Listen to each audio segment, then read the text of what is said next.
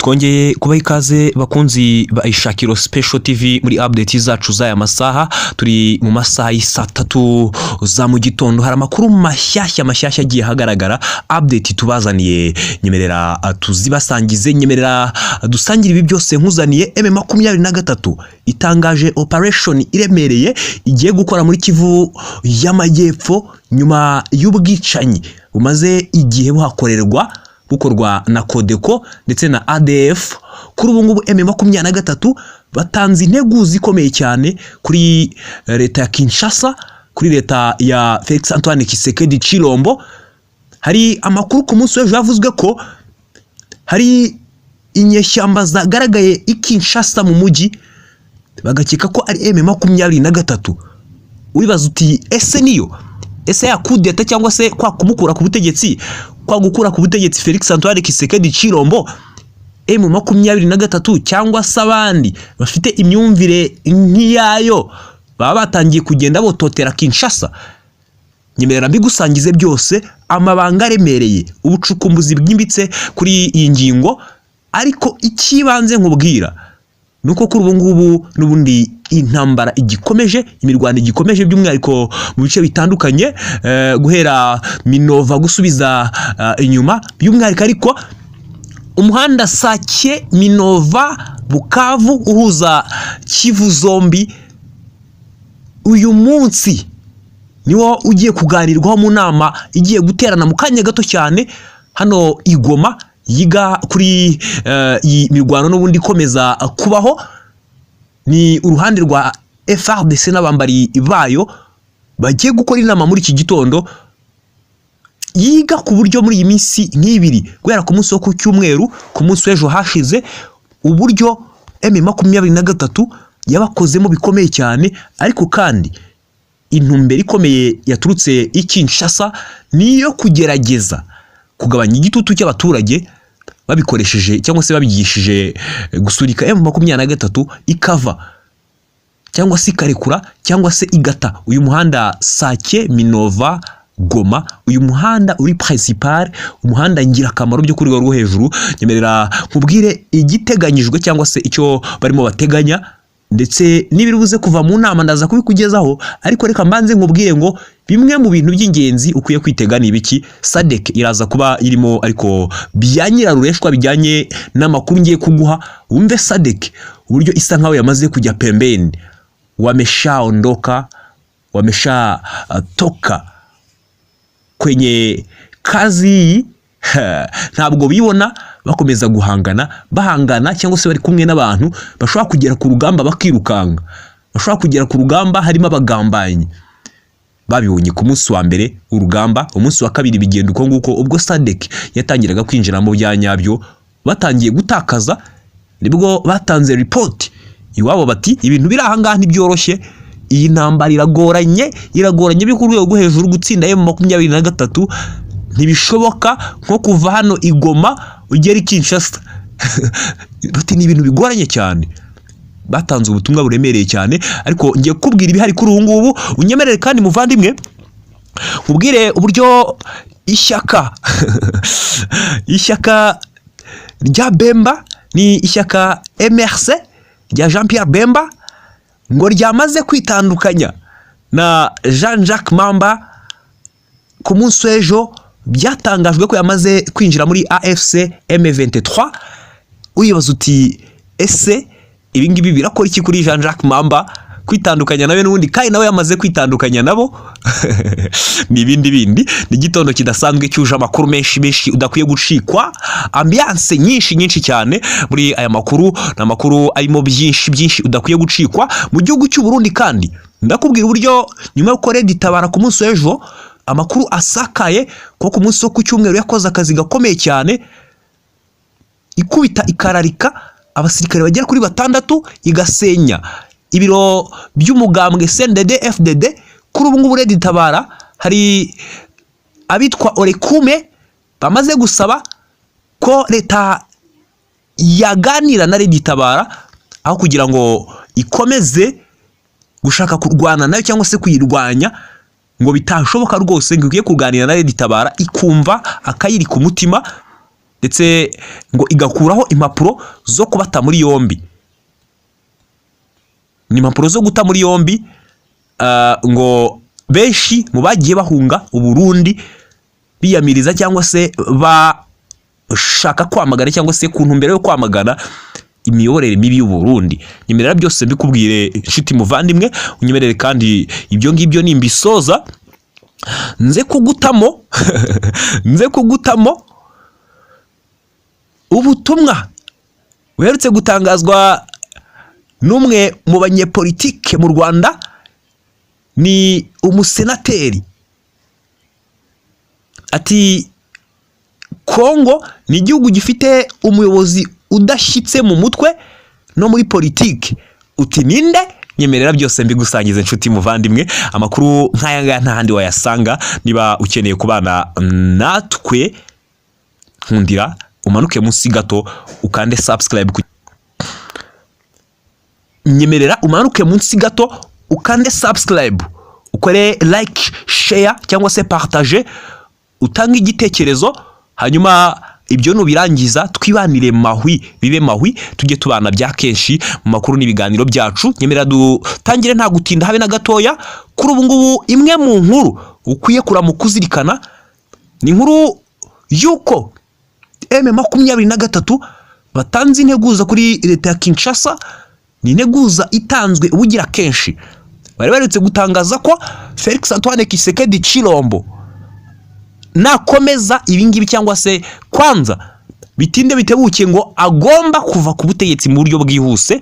Nibyatangajwe na AFC M23 bagaragaza imiyorere mibi itita ku baturage, kugeza ubwo muri Kivu y'Amajyepfo abakomeza kwicwa, abakomeza gutotezwa, violence ziri ku rundi rwego cyangwa se zamaze kugera ku rwego rwo hejuru, by'umwihariko kubavuga ururimi rw'Ikinyarwanda, abatutsi bavuga ururimi rw'Ikinyarwanda, abanyekongo bavuga ururimi rw'Ikinyarwanda bakomeza gutotezwa mu bihe bitandukanye. Kuri ubu ngubu M23 irahagurutse, bati twaje, tumekuja, tumeshaanza, tumeshaona kuwa hamuko tayari. Iti twaje, iti duhagurutse, iti nta gusubira inyuma. Abanyekongo cyangwa se abakongomani bavuga ururimi rw'Ikinyarwanda bakomeza kwicwa mu bihe bitandukanye hano muri Kivu y'Amajyepfo, ntabwo dushobora gukomeza kubirebera. Ni ubutumwa bwatanzwe n'umuvugizi wa M23 mu bya gisirikare, yitwa Lieutenant Colonel Wiringoma. Ati Kodeko irakomeza kutwicira abantu, ADF Naru irakomeza kutwicira abantu, FDLR gutyo n'indi mitwe itandukanye irimo Nyatura barakomeza kutwicira abantu. Amahanga ntavuga, abatandukanye ntibavuga, leta nta kibikoraho, ahubwo hadari zishinzwe kuri M23. Ibi ngibi ni ubugira kenshi mbigarukaho, nabivuzeho birenze rimwe nanjye ubwanjye hangaha nkubwira ni bikomeza kubera muri Kivu y'Amajyepfo birirengagizwa. Nabivuze maze kubona abagera kuri 28 bari bishwe bazira ubusa rwose, bajugunywa mu kinogo muri Ituri. Binkora ku mutima ndavuga ibi bintu ntibishoboka. Ese ibibera muri Kivu y'Amajyepfo byo ko bitavugwa? Lieutenant Colonel Wiringoma azamuye ijwi mu buryo bukomeye cyane. Ati ibintu ntabwo byumvikana habe na gatoya. Ati kuki abacu bakomeza kwicwa, amahanga arebera, leta irebera, ahubwo ibishyigikiye irimo ikorana n'iyo mitwe itwicira abantu, by'umwihariko Kodeko na ADF zica abaturage mu bice bitandukanye, kugezaho igihugu, kugezaho ubuyobozi bw'igihugu ntacyo bukora ku kintu nk'icyo ngicyo, ahubwo amajwi akazamuka ubugira kenshi avuga M23 irimo irwanya ibyo ngibyo. Je répète, irimo irwanya ibyo ngibyo. Nakumiro rero M23 ikiza nuko yemeje guhaguruka igakubita ikinjira ndani ikajya kurinda umutekano w'abaturage. Nubundi hirya no hino igenda ihagera rero nahangaha ku ntumbero yawe yo kugeraho kugira ngo barinde umutekano, birakorwa vuba cyane. M23 bati ntabwo dushobora gutuza dukomeza kubona abantu bicwa. Ubutumwa bwatanzwe mu buryo ukomeye cyane, mu buryo budasanzwe. M23 ku ntumbero yayo n'ubundi yo gukomeza kurwanya ikiri kibi. Nyemerera twihute nta gutinda, byari ngombwa ko tugaruka kuri iyi nkuru mu buryo bwihuse. Ni inkuru rwose ngirakamaro, inkuru irimo ubutumwa buremereye cyane bwa M23. Nyemerera twihute rero nta gutinda kubwire situation iramutse hano Goma. Inama y'igitaraganya irateranye yiga ku cyakorwa kugira ngo M23 ikurwe kuri control, cyangwa se ikurwe mu biganza. Imihanda itandukanye yafunzwe imaze igihe kirenga icyumweru, hafi 2-3 ahubwo, nyuma yuko ibarnye inzira zose zigana hano Goma, hagasigara inzira yonyine igana Igisenyi mu Rwanda, ndetse n'inzira y'amazi ho batafunga, ntabwo wafunga Ikivu, ariko nabyo byashoboka kitabishatse. Ndetse hakanasigara uburyo bwo gukoresha inzira y'ikirere gusa. Ikibuga cy'indege nacyo M23 ishobora kugira gutya kibana yabishatse. Bivuze ngo control kuri Goma iri ku rwego rwo hejuru, ahubwo ifite Goma, yafashe Goma biri indirect, cyangwa se mu buryo butagaragarira amaso yutasesenguye. Niyo situation ihari rero. Barabukiye mu nama bavuga bati niki twakora. Ku munsi w'ejo hari habaye indi nama biga ku gutakaza gukomeye cyane kari kwabayeho ku munsi wo ku cyumweru, ariko uyu munsi bwo bafite intumbero yo kurebera hamwe ngo ese niki cyakorwa. Ku makuru ahari nkuko mu gitondo nabikubwiye, barashaka kudeployinga muri Minova, hanyuma bakataka M23 baturutse Minova, abandi bagahera hano Sake bayisanga nyine mu misozi ya Sake ahiri, kugira ngo babashe kugira gute, babashe kwikura mu bihimbo byayo. Ariko iyi tayari bikomeye cyane, nayo yatanze integuza ivuga ko any advance, nkuko mu gitondo nabikubwiraga, mu cyakare nabikubwiraga, kwa avance uko ariko kose kuri buze kubaho, bakongera kwigabaho ibitero nko ku munsi w'ejo byagenze, ariko bakarasa gusa yo ntisubize, ngo iri buze kwa advancinga ikabageza Goma, ngo no stop ngiraza kuba Goma. Niyo situation rero ihari. Nkubwira ko mu bambiro bongeye kugaruka mu birindiro byabo, cyangwa se bongeye gusubira aho baheruka kwicirwa ku munsi wo ku cyumweru. Bagarutse rwose, bashinze ibirindiro mu buryo bufatika. M23 yarabakubise ihita yisubirira Sake n'ubundi, cyangwa se mu nkengero za Sake aho yibereye. FARDC, Abazalendo, FDLR baragaruka rwose, baza mu birindiro byabo. M23 igira ite irabihorera, ntabwo yigeze ihagaruka ko yo yibereye mu birindiro byabo, nta nubwo ishaka kuhava. Ihava uko yanduranyijwe cyangwa se ishotowe. Ntabwo wakora mu jisho ry'intare ngo ikureke gutyo gusa, ntibishoboka, it's impossible. Nyemerera nkubwire andi makuru kuri ubu ngubu ahari. Muri iki gitondo wamenya ko ishyaka rya MRC rya Jean Pierre Bemba Gombo ryamaze kwitandukanya na Jean-Jacques Mamba ku munsi w'ejo. Byatangajwe ko yamaze kwinjira muri M23. Uyu Jean-Jacques Mamba yabaye umuvugizi w'iri shyaka, kandi numwe mu bari urwanashyaka bakomeye baryo. Yamaze rero kujya ku ruhande aravuga ati haiwezekani. Ibyo ngibyo bikajyana no kuba Jean-Jacques Mamba umwaka ushize yari yamamaje mu matora nk'umudepite, ariko ntiyabasha gutsinda, cyangwa se ntiyabasha kwinjira mu nteko ishinga amategeko ya Repubulika ya Demokarasi ya Kongo. Nayo makuru ahari ukwiye kuba umenya. Ikindi ariko, Kinshasa havuzwe inyeshyamba zahagaragaye ku munsi w'ejo, zirimo iziteye ikikango mu buryo bukomeye cyane, ziyemfilitira mu buryo bukomeye cyane. Abantu bati none Kinshasa yaba yinjiwe bya nyabyo, byaba bigana hehe? None yaba ari M23 yaba yiyemfilitiye? Nabyo byashoboka, singiye kubikonfirima nkugeza amakuru ya nyayo, ariko nabyo byashoboka. Batangaje ko bagomba gukuraho ubutegetsi bubi bwa Kisekedi, nabyo birashoboka, possibility irahari. Ariyo mpamvu Kisekedi yikanzemo, yagize icyo bagikomeye cyane mu gutinyamo kwe, cyangwa se mu kubona ko ibintu bishobora kuba bigeza habi. Atangira kumanika amaboko ku nama yagiriwe na Samia Suluhu Hassan wa Tanzania, president wa Tanzania, ku nama yagiriwe na Lazarus Chakwera wa Malawi, ku nama yagiriwe kandi na Cyril Ramaphosa wa Afurika y'Epfo amubwira ati imipango twari dufite biragoye ko yareyise cyangwa se yaba successful, bityo rero ari bishoboka twarekura tukemera ibiganiro, hanyuma ahubwo ukazajyana kuri table y'ibiganiro izindi ngingo zishobora kuba zitagushyirishamo cyane. Niyo situation cyangwa se nuko ibintu byifashe.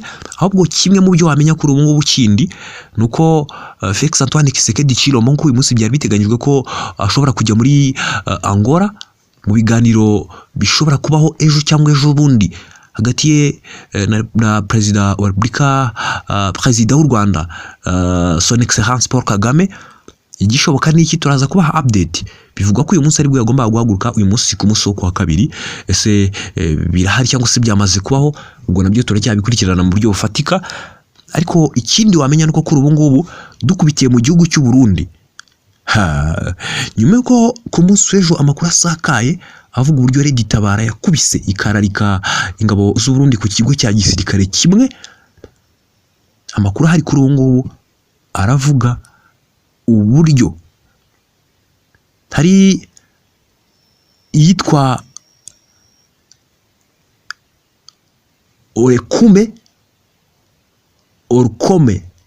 Orukome ni ijambo rikomeye cyane batangaje. Basabye leta kuganira na Red Tabara, leta y'u Burundi kuganira na Red Tabara no kuvanaho impapuro zo guta muri yombi abahunze. Hari abahunze u Burundi biyamiriza cyangwa se bamagana kibi, bamagana imiyoborere mibi. Kuri ubu ngubu bashyiriweho impapuro zo kubata muri yombi, bari hirya no hino aho bagiye bahungira. Leta y'u Burundi itikubitaho impapuro zo kubata muri yombi, bashobora kuba ari na bamwe mu basapotinga iyi Red Tabara. Rero iyi Orukome ihita isaba leta kuganira na Red Tabara mu buryo bwihuse. Orukome ni umuryango urwanya ruswa no kunyereza ubukungu mu Burundi, niwo wasabye ko hakurwaho impapuro zo guta muri yombi abanyamuryango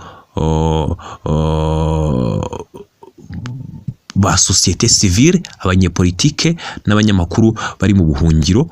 Orukome kandi yabisabye nyuma by'inama y'abavuga rikijyana mu Burundi yabereye Igitega mu murwa mukuru wa politike, nkuko byatangajwe na Gabriel Rufyiri, Perezida wa Orukome ati ntidushobora kuvuga imibanire myiza n'iterambere mu gihe hari imfungwa za politike n'imfungwa z'ibitekerezo byazo kuva mu mwaka wa 2015 zibarizwa mu magereza. Yasabye kandi ko habaho gukuraho impapuro zo guta muri yombi abanyepolitike batandukanye, abanyamakuru batandukanye ndetse n'abaharanira uburenganzira bwa muntu bari mu buhungiro. Ni ubutumwa bukomeye cyane ibyo ngibyo batangaje nyuma yuko Red Tabara ikubise ikararika mu gihe kitarenze amezi 3 ikaba imaze gukora ibitero cyangwa se kugaba ibitero bibiri mu gihe gito cyane. Ni iyo situation ihari mu gihugu cy'u Burundi, bahise babyegeka ku Rwanda cyangwa se bongera kwikoma u Rwanda kari rwo rwaba rushyigikiye Red Tabara, ariko narwo ruti ntaho duhuriye niyo Red Tabara yanyu, mumenye ibyanyu. Ukibaza impamvu ya leta y'u Burundi yo kuzamura ijwi biyamiriza u Rwanda. Hari ibyo guhanga amaso byinshi. Ngarutse hano muri Repubulika ya Demokarasi ya Kongo, nagira nkubwire ko kuri ubu ngubu SADC kuko natangiye mbikubwira isa nk'iyamaze gushyira ku ruhande ibijyanye n'iyi ntambara, nyuma yuko babonye ko nta ibintu bigana, basa n'abamaze gushyira ku ruhande. Mu nama y'iki gitondo nabo barimo, cyangwa se mu nama iteranye iki gitondo nabo barimo. Hari witwa Monabisa, uyu munyafrika y'Epfo uyoboye iyi operation ya SADC arimo, ariko kimwe mu bintu wamenya nuko arimo byanyirarureshwa n'ubundi nk'umuntu ugomba kwitabira SADC. Ntabwo iri tayari habe na gatoya bijyanye n'ibyabaye mu mizo ya mbere bagitangira. Abanyafurika y'Epfo bari habuze gato ngo banigaragambye. Abanyepolitiki batandukanye, abadepite bazamuye amajwi bavuga ko hatari hakwiye kubaho kwinjira muri iyi ntambara bahangana na M23 batashobora, kugeza ubwo abanyepolitiki bo muri Afurika y'Epfo ubwabo bagaragaza ingufu nke z'igisirikare cya Afurika y'Epfo SANDF.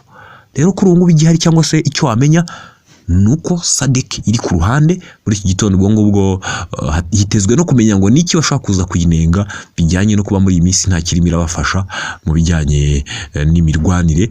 Mu nama ibihari byose uraza kubimenya, kandi ndakubwira ko kuri ubu ngubu imwe mu nkuru ukwiye kuba uzirikana, hari ahantu ngo FARDC n'abambari bayo barimo bategura igitero simusiga ngo cyo guhangamura M23. Turaza kubiha umwanya tubigarukeho nshuti muvandimwe, unkundire tuze kubana mu masaha ari imbere, uri ingirakamaro kuri twebwe.